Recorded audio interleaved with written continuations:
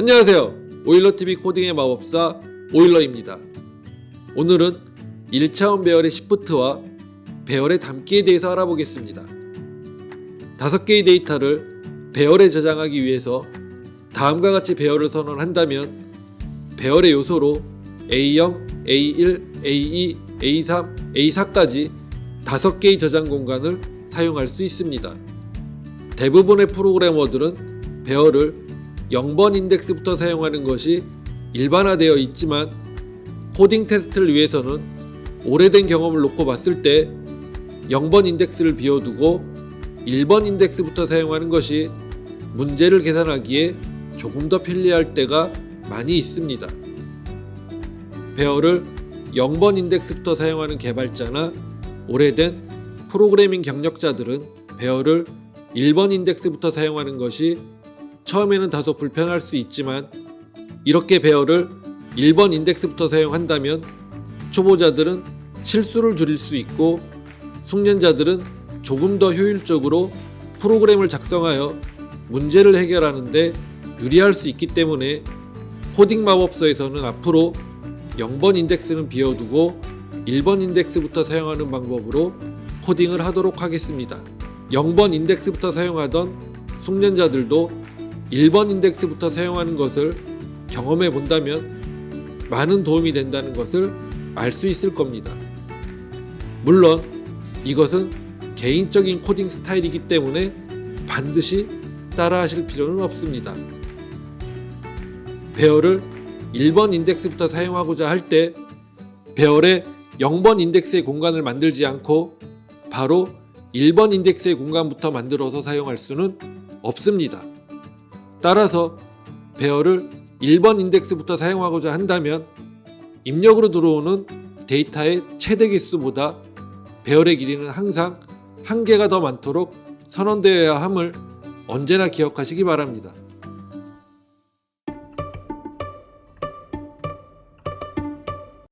네, 자 왼쪽 시프트 저와 같이 해보도록 하겠습니다. 자 왼쪽 시프트가 뭐냐면요, 이렇게 1차원 배열에 1번 요소부터 5번 요소까지 1, 2, 3, 4, 5가 주어졌어요. 그래서 얘를 왼쪽으로 한 칸씩 당기면 2가 여기로 가고 3이 여기로 가고 4가 여기로 가고 5가 여기로 가고 첫 번째 요소의 값을 마지막 요소로 보내면 이런 상황이 펼쳐지겠죠. 자, 우리가 이것을 소스 코드로 작성을 하려고 합니다. 자, 그러면 우리가 이제 1차원 배열이 이렇게 주어졌다고 치고, 자, 초보자의 마음으로 우리가 고민을 해보는 거예요. 아, 이거를 이렇게 작성하면 될 것 같은데 왠지 그런 생각이 드는 거죠. 자, 저랑 천천히 한번 이 진행 과정을 살펴보도록 할게요. 자, 먼저 두 번째 요소의 값을 첫 번째 요소의 값에 넣으면 될 것 같아요. 그쵸? 그래서 우리는 넣으면 요 2가 여기로 들어가니까 저장이 되니까, 자, 첫 번째 요소의 값은 2로 바뀌겠죠. 자, 그 다음에 세 번째 요소의 값을 두 번째 요소에 저장을 하면 두 번째 요소의 값이 3으로 바뀌겠죠. 그죠? 자, 그 다음에 네 번째 요소의 값을 세 번째 요소에 저장을 하게 되면 여기가 4로 바뀌겠죠. 그죠? 그리고 다섯 번째 요소의 값을 네 번째 요소에 집어넣으면 이렇게 되겠죠. 그죠? 그리고 마지막으로, 자, 그럼 첫 번째 요소의 값을 다섯 번째 요소에 넣으면 될 것 같은데, 자, 여기서 주의해야 될 거. 자, 첫 번째 요소의 값이 2로 바뀌었어요. 그래서 어떻게 되냐면 2로 바뀌었기 때문에 여기 2가 들어가요. 원래 뭐가 들어가야 돼요? 1이 들어가야 되죠. 그죠? 그래서 우리가 원하는 결과가 안 나와요. 자, 가만 보자. 그러면 이렇게 해볼까? 그죠? 자, 미리 여기다가 첫 번째 요소의 값을 한번 넣어보는 거예요. 그러면, 자, 미리 그러면, 아, 우리 값이 바뀌니까 그 첫 번째 요소의 값을 미리 넣어놓자. 다섯 번째 요소에다가. 그러면, 자, 1로 바뀌었겠죠? 그쵸? 그리고 이제 두 번째 요소의 값을 첫 번째 요소에 집어넣으면 여기가 2로 바뀔 거고요. 그 다음에 세 번째 요소의 값을 두 번째 요소에 집어넣으면 이쪽이 3으로 바뀌겠죠. 그죠? 그리고 네 번째 요소의 값을 세 번째 요소에 집어넣으면 세 번째 요소의 값이 4로 바뀌겠죠. 자, 그 다음에 마지막으로 네 번째 요소의 값에다 다섯 번째 요소의 값을 집어넣어야 되는데 어떻게 돼 있어요? 여기가 원래 5가 있어야 되는데 아까 여기서 우리가 처음에 첫 번째 요소의 값으로 바꿨기 때문에 그쵸? 여기가 5가 들어가는 게 아니라 1이 저장되죠. 자, 그럼 여기도 또 문제가 생긴 겁니다. 네 번째 요소의 값이 우리가 뜻한 대로 안 되네. 그죠? 자, 이걸 작성을 하려면 실은 임시 변수가 하나 더 필요해요. 자, 우리가 이 템프라는 게 뭐냐면 템퍼러리의 약자예요. 그래서 임시적인, 그래서 프로그래머들이 그런 변수의 명으로 템프라고 많이 씁니다. 자, 그래서 템프에다가 미리 첫 번째 요소의 값을 저장해 놓는 거예요.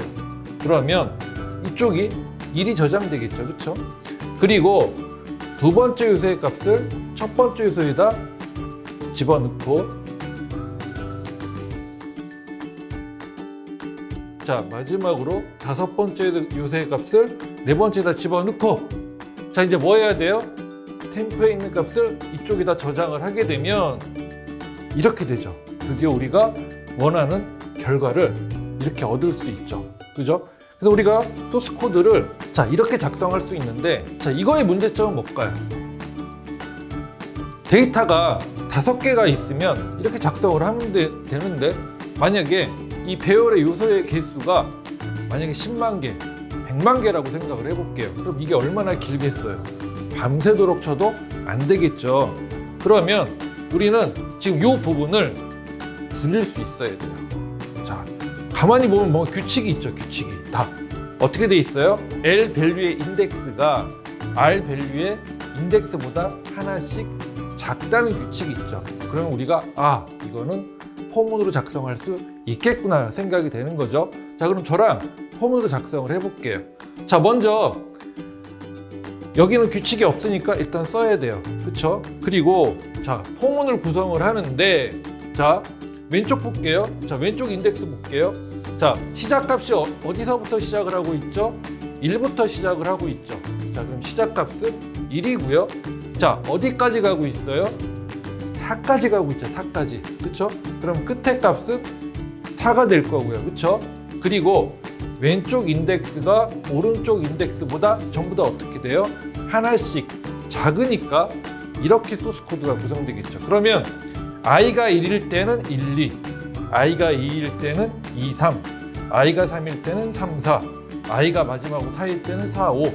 지금 이 빨간 박스를 만족시키는 거고, 마지막으로 5번 인덱스에다 템프의 값을 집어넣으면 우리가 이 코드를 그쵸? 단 4줄 만에 완성할 수 있는 거고, 데이터가 10만 개가 돼도 4줄, 100만 개가 돼도 4줄 만에 소스 코드를 완성할 수 있기 때문에 우리는 지금 오른쪽에 있는 방법으로 구축을 하는 것을 연습하셔야 됩니다.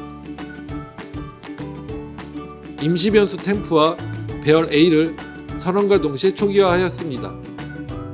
임시 저장형 변수 템프의 뜻은 템퍼러리의 약자로 임시의, 일시적인과 같은 뜻을 갖습니다. 많은 프로그래머들이 임시 저장형 변수의 이름을 TMP 또는 TMP로 명명하는 경우가 많습니다. A1의 값 2를 템프에 임시로 저장해 놓습니다. A2의 값 2를 A1에 대입합니다. A3의 값 3을 A2에 대입합니다. A4의 값 4를 A3에 대입합니다. A5의 값 5를 A4에 대입합니다. 템프에 저장되어 있던 A1의 값 1을 A5에 대입합니다. 배열 A의 값을 출력의 첫째 줄에 한 개의 공백으로 분리하여 출력합니다.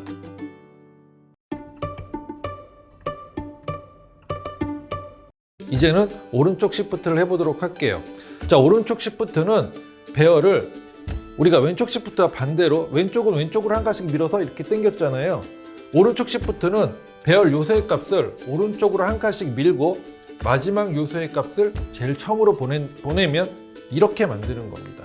그렇죠? 우리가 이것을 오른쪽 시프트라고 하는데, 자, 왼쪽 시프트와 마찬가지로 요소의 값으로 1, 2, 3, 4, 5가 주어졌다고 했을 때 이것을 오른쪽 시프트를 해보도록 할게요. 그러면 만약에 소스 코드를 자, 이렇게 구축한다고 해보겠습니다. 자, 왼쪽 시프트랑 비슷하게 한번 구축을 해보는 거예요. 자, 이렇게 하게 되면 어떻게 될까 한번 살펴보도록 할게요. 아까 우리 템프가 필요했었잖아요. 그쵸? 마찬가지로 템프에다가 다섯 번째 요소의 값을 여기다 집어넣는 거죠. 자, 그럼 어떻게 돼요? 5가 저장됐겠죠? 그리고 자, 두 번째 요소에다가 첫 번째 요소의 값을 집어넣어요. 그러면 어떻게 돼요? 여기가 1로 바뀌겠죠? 자, 그리고 세 번째 요소에다가 또 두 번째 요소의 값을 집어넣으면 두 번째 요소가 1로 바뀌었죠. 그러니까 여기 어떻게 돼요? 또 1이 들어가게 돼요. 그리고 자, 세 번째 요소의 값을 네 번째 요소에서 집어넣으면 여기도 1로 바뀌었기 때문에 여기도 1로 바뀌고요. 자, 네 번째 요소의 값을 다섯 번째 요소에다 집어넣으면 여기도 1로 바뀌고요. 그쵸? 자, 템프의 값을 첫 번째 요소에서 마지막으로 집어넣으면 상황이 이렇게 되죠. 그래서 여기가 전부 다 잘못된 값이 나와요. 그죠? 자, 우리가 그냥 이렇게 작성하면 될 것 같아서 이렇게 작성을 만약에 하게 된다면 결과로는 이렇게 나오게 되는 거예요. 그러면 어떻게 해야 되느냐?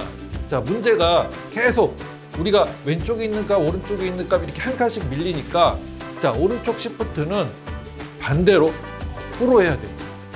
자, 그러면 거꾸로 어떻게 하느냐? 자, 먼저 템포에다가 마찬가지로 마지막 요소의 값을 저장을 합니다. 그러면 이렇게 되겠죠? 그죠? 그리고 자, 이제는 다섯 번째 요소에다가 네 번째 요소의 값을 집어넣어요. 그럼 이렇게 되겠죠. 여기가 4로 바뀌겠죠. 그쵸? 그리고 네 번째 요소에다가 세 번째 요소의 값을 집어넣으면 이렇게 될 거고요. 그리고 세 번째에다가 두 번째 요소의 값을 집어넣으면 이렇게 오른쪽으로 한 칸씩 당겨지겠죠. 그 다음에 두 번째 요소에다가 첫 번째 요소의 값을 집어넣으면 이렇게 될 거고요. 그 다음에 첫 번째 요소에다가 템포의 값을 집어넣으면 이렇게 돼요. 그래서 우리가 지금 이렇게, 그쵸? 오른쪽 시프트 된 결과를 얻을 수 있는데요. 자, 이것도 소스 코드를 보면, 그쵸?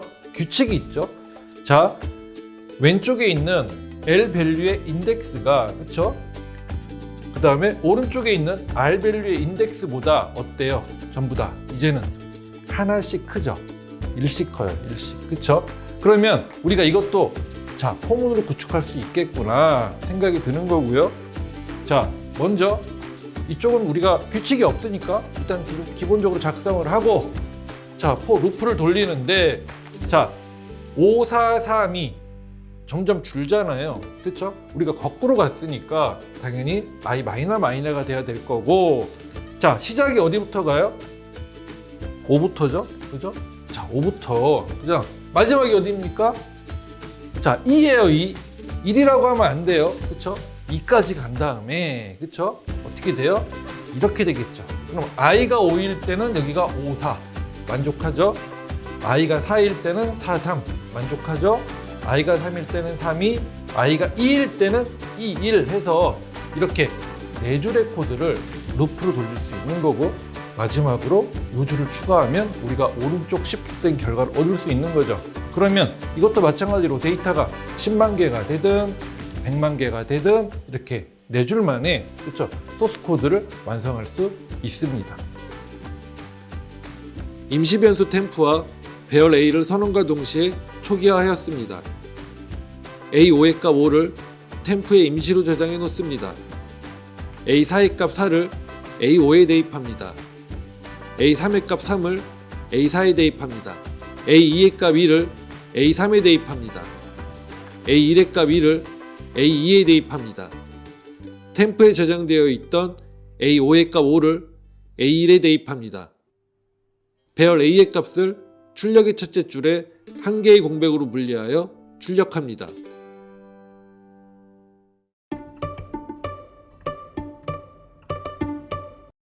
네, 자 이제는요 우리가 이제 1차원 배열에다가 10의 약수를 차곡차곡 담아 보려고 해요. 즉 무슨 말이냐면 10의 약수는 뭐가 있어요? 1, 2, 5, 10이 있죠. 그것을 그 값들을 배열에다가 여기다 차곡차곡 1, 2, 5, 10 우리가 이렇게 저장을 하려면 배열에다가 담아야 되는데 자 어떻게 담으면 되냐면 지금 이렇게 하시면 됩니다. 자 먼저 한번 살펴볼게요. i가 1일 때예요. 1일 때. 자 1일 때는 지금 이 조건을 만족하죠. 그쵸? 만족하니까 우리가 이 품문 안으로 들어와서 CNT가 하나가 증가가 되고요. 그쵸? 그리고 자 어디다 저장하냐면 A의 CNT 번째에다가 CNT가 1이니까 여기가 되겠죠. 여기. 그쵸? 여기에 i의 값을 우리가 담으면 1이 저장되겠죠. 그쵸? 자, 이제는 이제 어떻게 돼요? i의 값이 2가 되고요. 자, 2도 만족을 하죠. true죠. 그렇죠? 그러면 이 포문 안으로 들어와서 CNT가 하나 증가되니까 CNT가 2가 될 거고요. 그리고 A의 CNT 번째, CNT가 2니까, 그쵸? CNT 번째에다가 I의 값을 저장을 하니까 배열의 두 번째 요소의 값은 2로 바뀌겠죠? 그죠? 자, 이제는 I가 얼마가 돼요? 3이 되죠? 자, 3이 되는데 조건을 만족하지 않죠? 자, 이때는 펄스입니다. 자, 통과. 자, I가 4일 때 마찬가지로 조건문을 만족하지 않으니까 통과가 될 거고요. 자, I가 5일 때에는 조건문을 만족하니까 또 if문이 실행이 될 거고요. 자, CNT는 하나가 증가되니까 3이 되고, 그 다음에 CNT 번째에다가 I의 값을 담으니까 어떻게 돼요? A의 세 번째 요소의 값으로는 5가 저장되겠죠? 그죠? 그리고 이제는 어떻게 돼요? I의 값은 6이 되고 조건문을 만족하지 않고 통과. 그쵸?